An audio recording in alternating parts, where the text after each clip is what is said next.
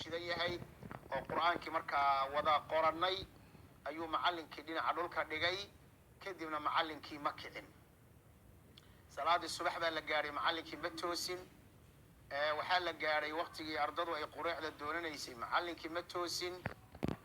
guriyihii markaanu ku wada noqonnay oo de macallinkii awil la yidhi oo quraac iyo wax lamida laga wada hadlay ayaa la weli macallinkii qorraxdii buu jiifaa kadibna waa la soo kala orday oo aabahay baa kamid ahaa allaha u naxariistay dadkii soo orday guriga anaga la dhigay macallin weli taqriiban wax meyd u eg buu ahaa ilaa maghribkii kale laga gaaro si kasta ayaa wixii dhakhtar la heli karay iyo wixii mudaawaad la heli karay oo dhan oo reer baadiyu isticmaalayeen markii laga quustay ayaan aabahay u imaaday waxaan ku idhaa barunta ma kuu sheegahaa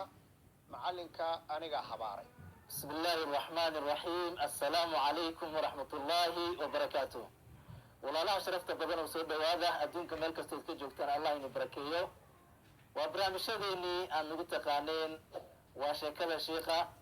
وسؤالها سفيرك أنا بعنكم ارتقان علماء الصوماليين متي نصورة جشوا عنكم سوقنا مانتي وحفرحت ayaan aabahay u imaaday waxaan ku idhaa barunta ma kuu sheegahaa macallinka aniga habaaray usha igu taalana waad u jeedaa kadibna aabahay de nin sheekha buu ahaa markiiba ima canaananinee wuxuu yidhi intuu soo qaaday taxaliil ama cashir ayuu yidhi aabba ku tufo u ducee ilaahay inuu caafimaadiyo anaa ballan kuu qaadaya inaan ul damba lagugu dhufanin